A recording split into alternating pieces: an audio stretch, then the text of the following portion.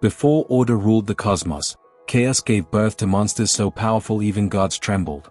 In this video, we descend into ancient myths to uncover creatures born from primal disorder, beings of rage, darkness, and endless hunger. From titanic abominations that challenged creation itself to nightmares forged from cosmic storms, these entities weren't just villains, they were forces of nature. Discover how chaos shaped their forms, why gods feared them, and what their legends reveal about humanity's deepest anxieties. Prepare to face mythological horrors that emerged before law, light, and divine control. Welcome to Chaos, where myths scream, gods tremble. Chaoskampf creatures, shared motif.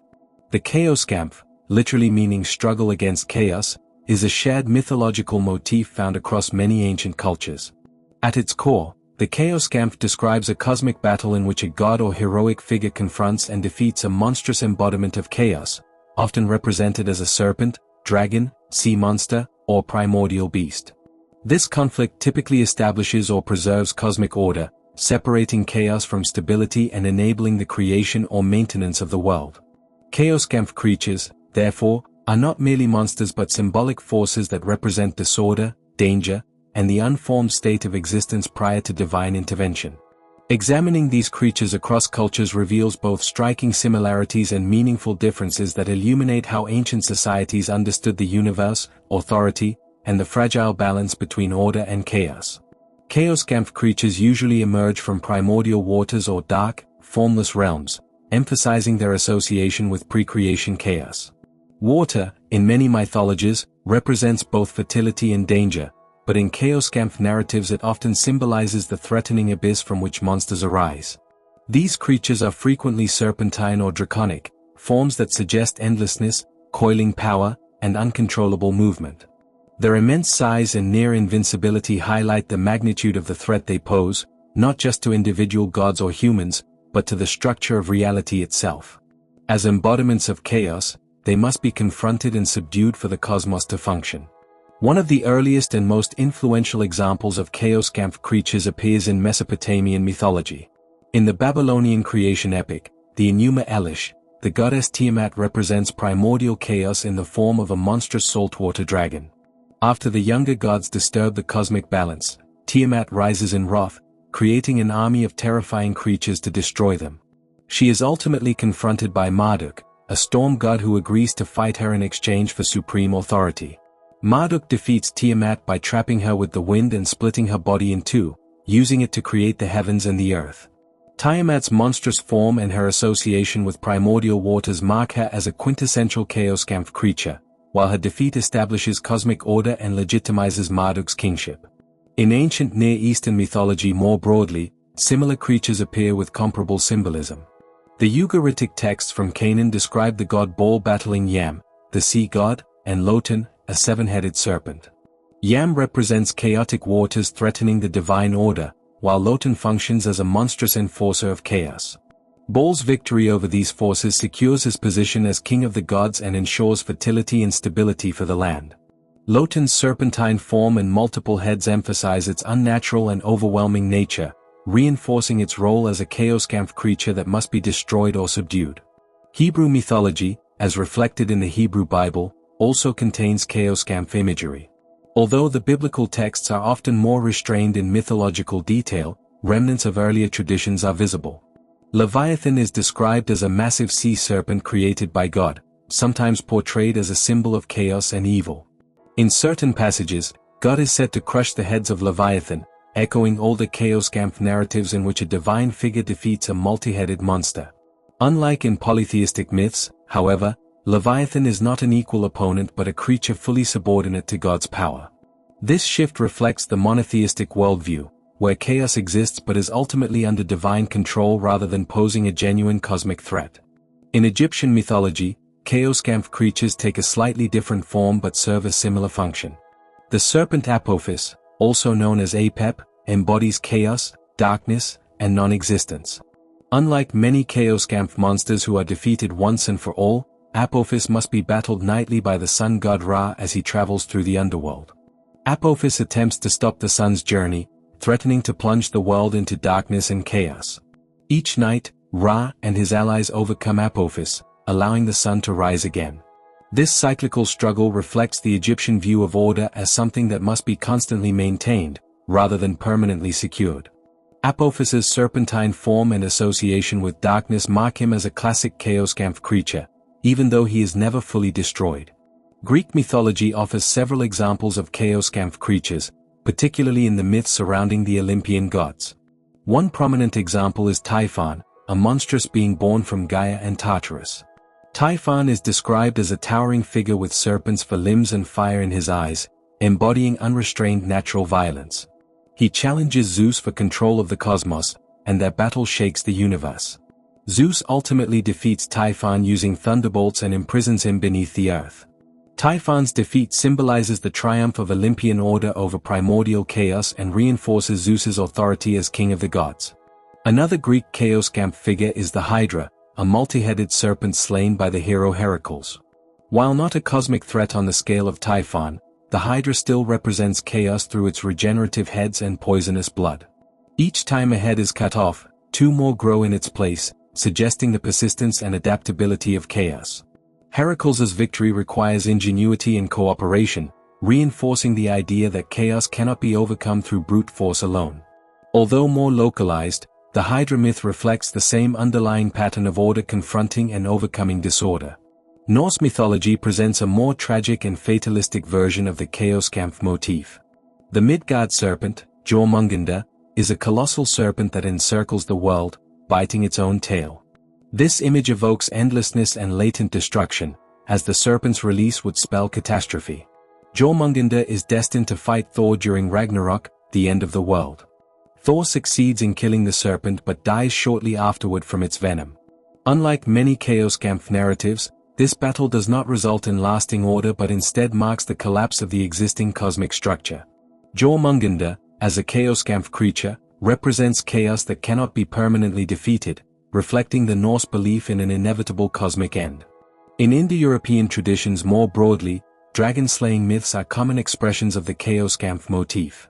In Vedic mythology, the god Indra battles the serpent Vritra, who hoards the world's waters and causes drought.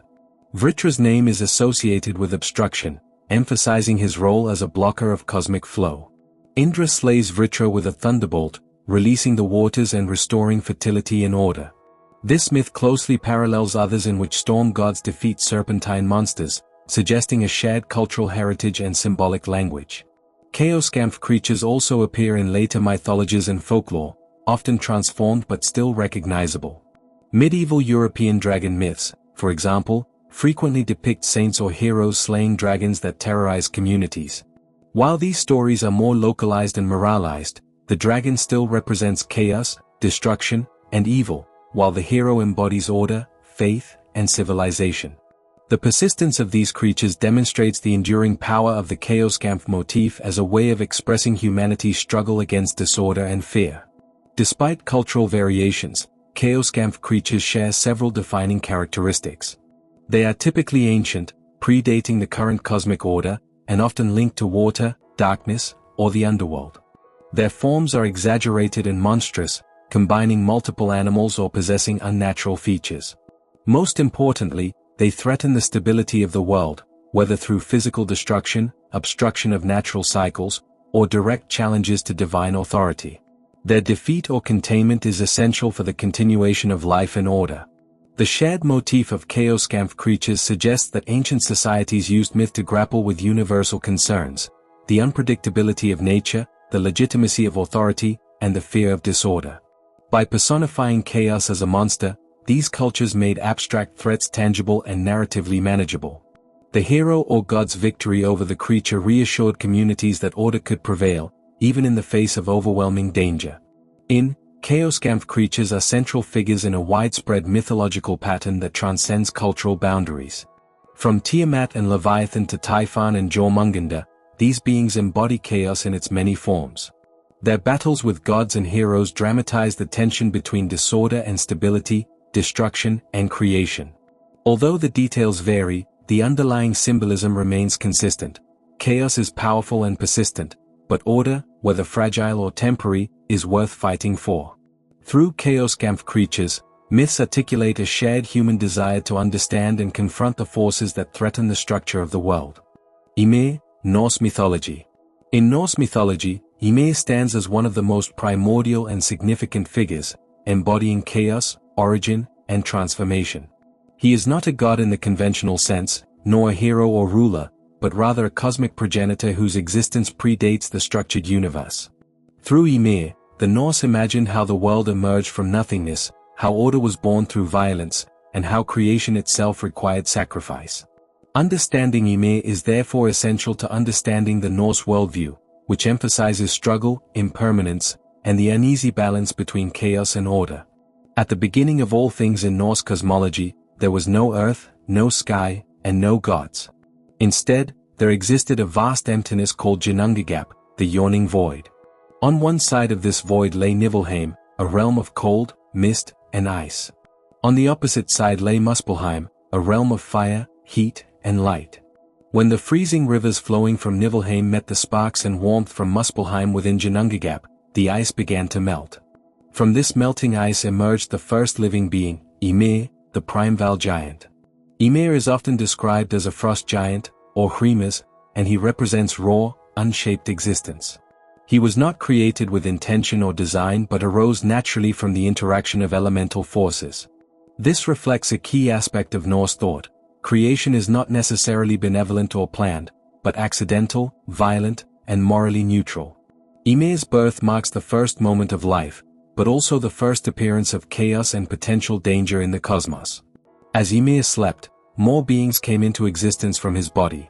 From the sweat under his arms were born a male and a female giant, and from his legs came another being. In this way, Ymir became the ancestor of the frost giants, a race that would later stand in opposition to the gods.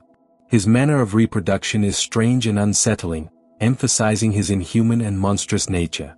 Ymir is not a figure of warmth or care, but of excess, fertility, and uncontrolled growth. Alongside Ymir, another primordial being appeared, the cow Ahumla.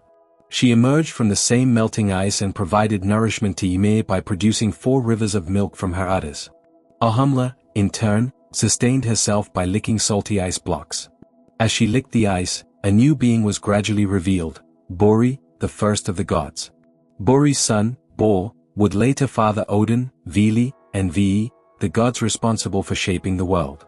This parallel emergence of Ymir and the divine ancestors establishes an early duality in Norse mythology between giants and gods, chaos and order. Ymir's existence, though necessary for creation, became a threat. His descendants multiplied rapidly, and their nature was hostile and unruly. The gods, particularly Odin and his brothers, recognized that as long as Ymir lived, the cosmos would remain dominated by chaos. Thus, they decided to kill him. This act was not merely an act of violence but a cosmic necessity. In Norse mythology, creation often arises from destruction, and Ymir's death is the clearest example of this principle. When Odin, Vili, and Ve slew Ymir, an enormous flood of blood poured from his wounds, drowning nearly all the frost giants. Only 2 survived, Bergelmir and his wife, who escaped by floating on a wooden vessel. This survival ensures the continuation of the giant race and explains their ongoing conflict with the gods. Even in death, Ymir's influence persists, reinforcing the Norse belief that chaos can never be fully eliminated. From Ymir's corpse, the gods fashioned the world. His flesh became the earth, his blood the seas and oceans, his bones the mountains, and his teeth and shattered bones the rocks. His skull was raised to form the sky, held aloft by 4 dwarfs positioned at the cardinal directions. His brain was scattered into the air and became clouds. Even his eyebrows were used to create Midgard, the enclosure that protects humanity from the giants. In this way, the entire physical universe is literally made from Ymir's body. This act of world creation carries deep symbolic meaning. The Norse cosmos is not built from nothing, nor from divine perfection, but from a slain, chaotic being. Nature itself is therefore rooted in violence and death. Mountains are bones, oceans are blood, and the sky is a skull. Such imagery reflects a worldview in which beauty and danger coexist, and where life is inseparable from destruction. The world is not sacred because it is pure, but because it is forged through sacrifice. Ymir also represents the inevitability of death, even for the most ancient and powerful beings. Though he was the first living entity and the ancestor of countless giants, he could still be slain. This reinforces a central Norse theme: nothing is eternal. Even the gods themselves are subject to fate, as shown in the prophecy of Ragnarok, where Odin and others will perish. Ymir's death foreshadows this cosmic cycle of creation and destruction. Another important aspect of Ymir is his moral ambiguity. He is not portrayed as evil in a conventional sense. He does not scheme or intentionally harm the gods. Instead, his mere existence poses a threat to order. This suggests that in Norse mythology, evil is not always a matter of intent, but of imbalance. Chaos becomes dangerous when it grows unchecked, and order must sometimes act ruthlessly to preserve stability. Ymir's story also highlights the strained relationship between gods and giants. While giants are often enemies of the gods, they are also deeply intertwined with them. Many gods have giant ancestry, and giants possess ancient wisdom and power. Ymir, as the original giant, symbolizes this complex relationship. He is both the foundation of the world and its greatest threat, both necessary and destructive. From a symbolic perspective, Ymir can be seen as representing the raw materials of existence, matter without form, energy without direction. The gods represent consciousness, structure, and meaning. The act of killing Ymir and shaping the world from his body can be interpreted as the imposition of order upon chaos, or the transformation of potential into reality. This interpretation aligns with mythological patterns found across cultures, where a primordial being is sacrificed to create the world. Ymir's legacy continues throughout Norse mythology. The giants who descend from him challenge the gods repeatedly, testing their strength and wisdom. The physical world itself, made from Ymir's remains, is constantly under threat from natural disasters, reflecting the instability inherent in its origin. Even at Ragnarok, the final destruction of the cosmos, the forces of chaos, including the giants, will rise again, suggesting that Ymir's essence can never be fully erased. Ymir is far more than a monstrous figure from ancient myth. He is the embodiment of primordial chaos, the source of life, and the substance of the world itself. His birth illustrates the accidental nature of existence, his life demonstrates the danger of unchecked growth, and his death enables creation and order. Through Ymir, Norse mythology presents a universe born from violence, sustained by balance, and destined for eventual destruction. Understanding Ymir is therefore essential to understanding the Norse vision of reality, where creation and destruction are inseparable, and where even the foundations of the world are built upon sacrifice. Cipactli, Aztec mythology. Cipactli is one of the most ancient and significant figures in Aztec mythology, representing the primal forces that existed before the creation of the structured world. Neither a simple monster nor a conventional god, Cipactli embodies the dangerous, fertile chaos from which all life emerged. Through the myth of Cipactli, the Aztecs explained how the earth was formed, why sacrifice was necessary, and how creation itself was inseparable from destruction. Cipactli stands at the foundation of Aztec cosmology, symbolizing beginnings, hunger, and the living nature of the world. According to Aztec belief, before the current age existed there was only a vast primordial ocean. This endless expanse had no land, no sky, and no order. It was a place of instability, uncertainty, and potential. Living within this watery void was Cipactli, a monstrous being often described as part crocodile, part fish, part toad, and part serpent. Cipactli possessed multiple mouths across its body, all of them constantly hungry. Anything that came near was immediately devoured, reinforcing the idea that the primordial world was dangerous and uninhabitable. Cipactli's hunger was not portrayed as evil, but as natural and unavoidable. It represented raw existence before structure or restraint. In Aztec thought, chaos was not something to be destroyed permanently, but something that had to be transformed. Cipactli embodied this chaos, showing that creation could not occur unless disorder was first confronted. Without Cipactli, there could be no world, because there would be nothing from which to create it. The myth of Cipactli is closely tied to the actions of the gods Quetzalcoatl and Tezcatlipoca. These two powerful deities sought to create a stable world where life could exist. To do so, they had to overcome Cipactli, whose constant hunger prevented anything lasting from forming. Tezcatlipoca devised a plan by using his own foot as bait, lowering it into the primordial waters. When Cipactli attacked and bit off the foot, the gods seized the opportunity to subdue the creature. After a fierce struggle, Quetzalcoatl and Tezcatlipoca tore Cipactli apart.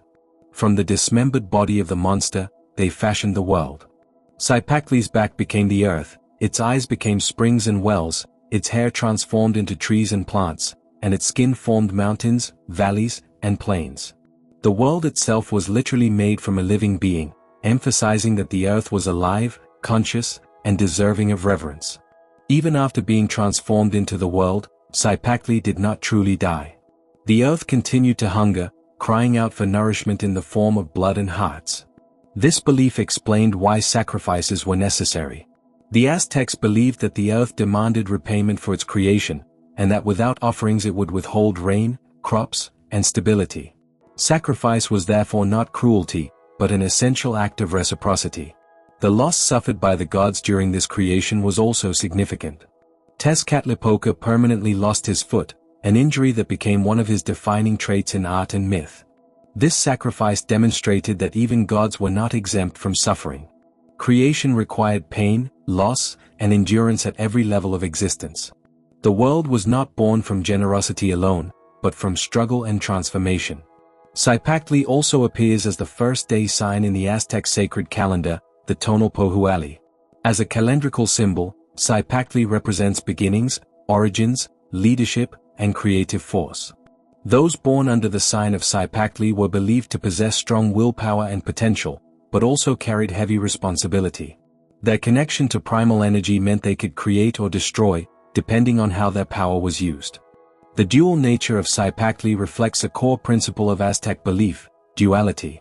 Creation and destruction were inseparable, as were life and death.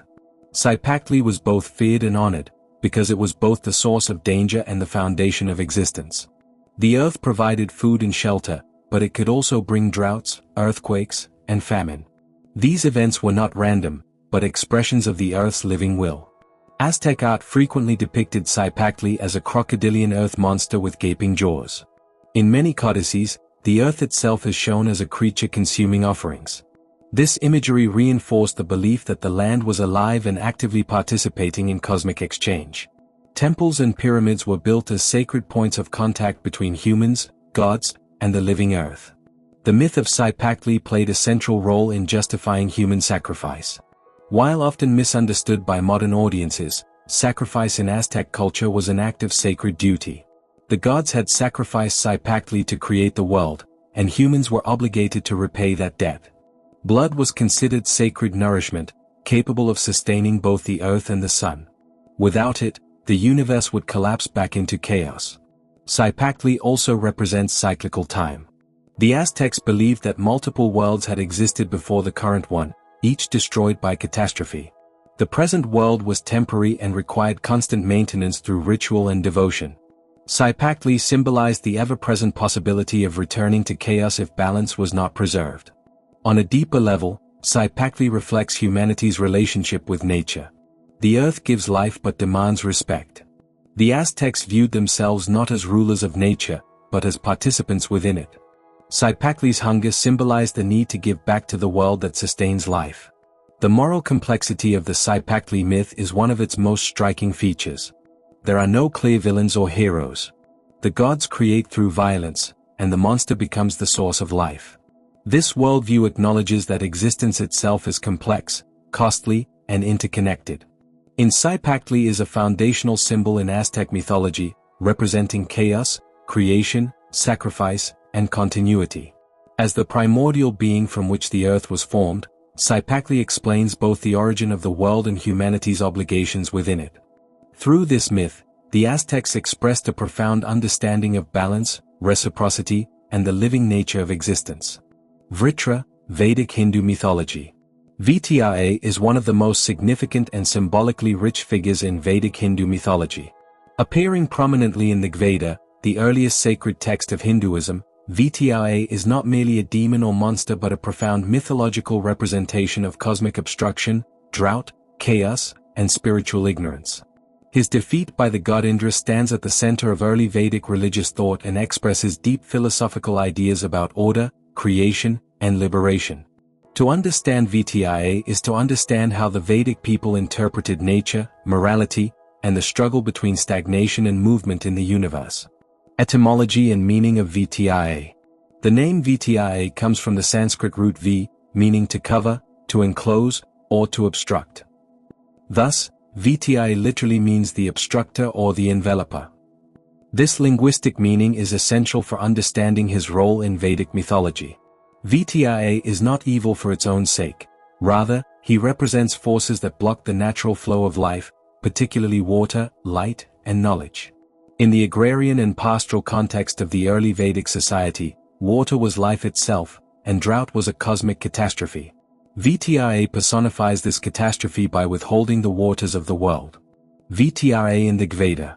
Vritra is mentioned extensively in the Veda, especially in hymns dedicated to Indra, the king of the gods. The most famous myth recounts Indra's slaying of Vritra, an act celebrated as one of the greatest divine victories.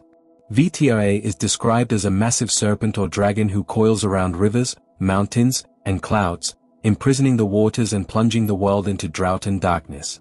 His immense size and strength symbolize the overwhelming power of stagnation and inertia. The Veda portrays Vritra as born of chaos and allied with the Asuras, beings often associated with primal forces rather than moral evil. Vritra's existence threatens Ta, the cosmic order that governs natural and moral law. By obstructing the waters, Vritra disrupts fertility, agriculture, and life itself, making his defeat a cosmic necessity rather than a personal vendetta. Indra and the slaying of Vritra. Indra's battle with Vritra is the central myth in which Vritra appears.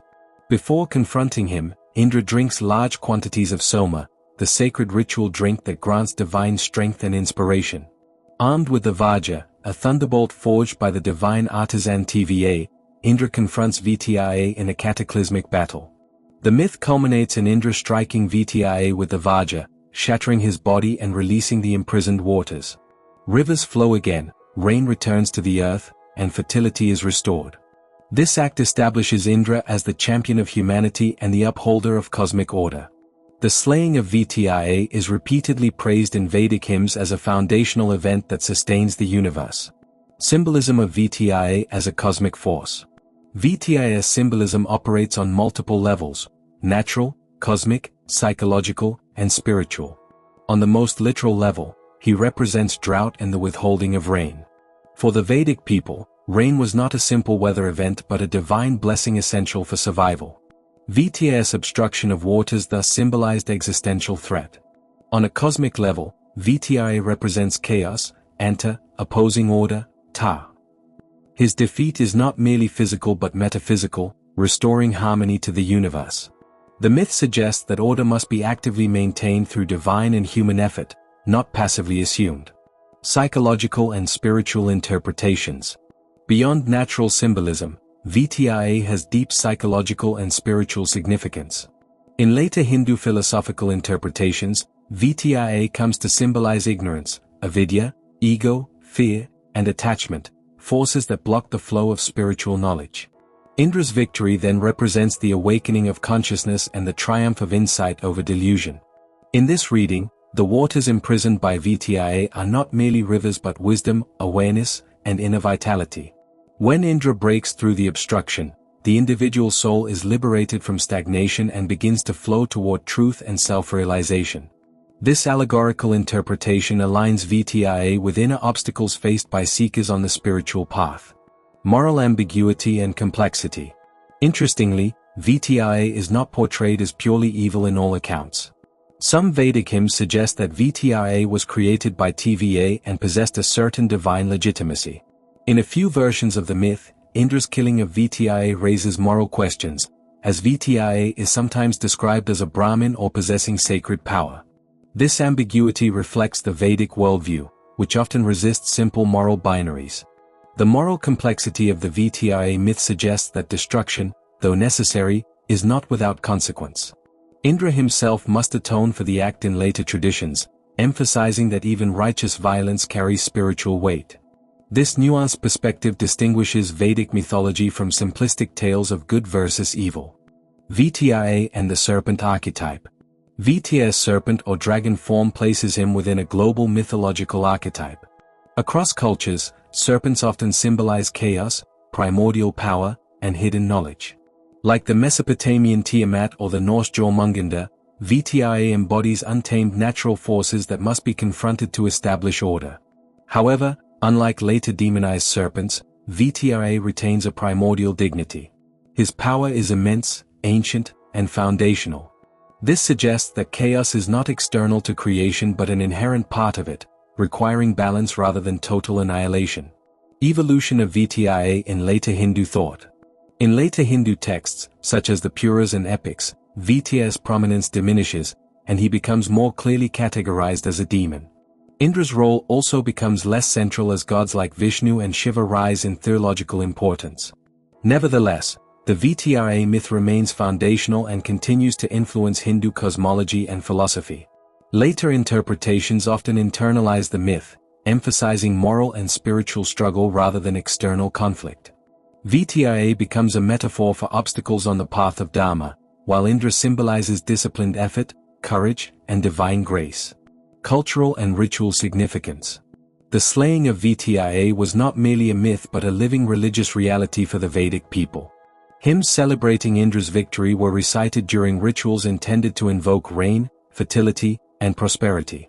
The myth reinforced communal values of resilience, cooperation, and reverence for cosmic law. By retelling the story, the Vedic community reaffirmed its relationship with the gods and its dependence on divine forces. Vritra's defeat was ritually reenacted to ensure the continuation of life and order. Philosophical implications. At its deepest level, the myth of Vritra addresses the fundamental question of existence: how does life emerge from inertia? The answer offered by the Vedic tradition is struggle guided by cosmic intelligence. Vritra represents resistance, while Indra embodies the dynamic force required to overcome it. This struggle is eternal and recurring, reflecting the cyclical nature of time in Hindu thought. Order must continuously be re-established, both in the cosmos and within the human soul. Vritra is far more than a demon slain by a heroic god. He is a powerful symbol of obstruction, chaos, and inertia that challenges the flow of life, knowledge, and cosmic order. His defeat by Indra represents not only the release of waters and fertility but also the triumph of movement over stagnation and awareness over ignorance. Through natural, psychological, and spiritual symbolism, the myth of Vritra captures the essence of the Vedic worldview, a universe sustained by balance, effort, and continual renewal. Even in defeat, Vritra remains essential, reminding humanity that obstacles are not merely enemies but forces that give meaning to struggle, growth, and transformation. As the echoes of chaos fade, these monsters remind us that even gods feared what existed before order. Their stories survive because chaos never truly disappears. It waits, reshapes, and returns in myth and memory. If you enjoyed exploring these primordial terrors, like the video, subscribe for more deep dives into ancient legends, and share your favorite chaos-born creature in the comments. What monster should we uncover next? Until our next journey into the shadows of myth, remember, where order ends, chaos stirs, and monsters are always watching from the dark. Thank you for venturing beyond fear with us tonight.